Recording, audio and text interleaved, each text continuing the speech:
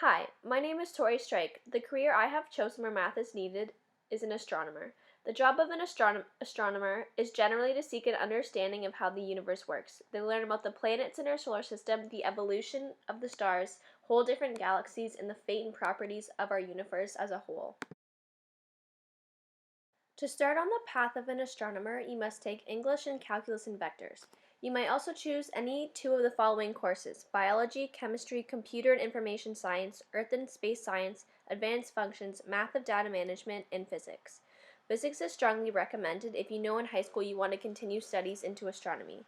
Once you reach post-secondary education, you must continue your studies in math and physics and receive an undergraduate Bachelor of Science, which will take 4 years, and a Master's of Science and a Doctor of Philosophy. Together, these two will take 5 or 6 years. Altogether, it will take you around 10 years before you can be fully hired as an astronomer. Fun fact, if you could travel to the nearest star in a car at 70 miles an hour, it would take 356,908,917,036 years. Once you receive a PhD, most people work as a postdoctoral fellow for 2 or more years and make around $40,000.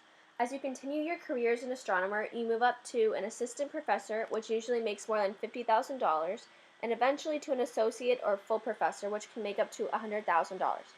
Depending on your position, when you reach 10 years in this field, your salary can vary. In most cases, you usually make over $100,000 a year.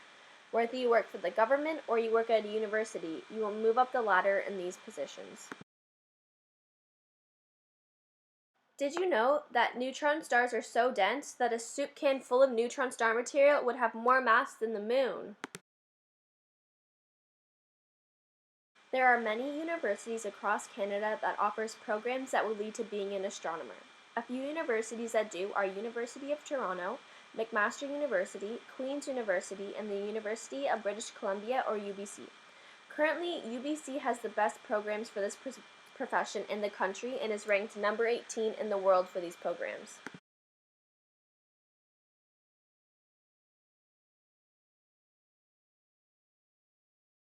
Fact: the Crab Nebula was produced by a supernova explosion in 1054 AD. The Chinese and Arab astronomers at the time noted that the explosion was so bright that it was visible during the day and lit up the night sky for months. Once you have finished your full education, you can either choose to work at a university to help teach, research, and supervise graduate and undergraduate students, or you can choose to work for the government and help research, develop, and maintain sophisticated instruments to observe the universe and assist other astronomers in using them. Although many people who have studied in astronomy wave goodbye to the profession and branch off into other career paths. For example, computing, remote sensing, medical imaging, science communication and outreach, school teaching, and financial analysis. Fact: if you could stand on Venus, you would not see the sun rise in the east and set in the west, as you do on Earth, but rather you would see it rise in the west and set in the east. This is because Venus rotates backwards compared to the other planets. Many skills and attributes are required for this job. Skills include being very analytical, good at problem solving, being good at working computers and computer programming, and good communication skills.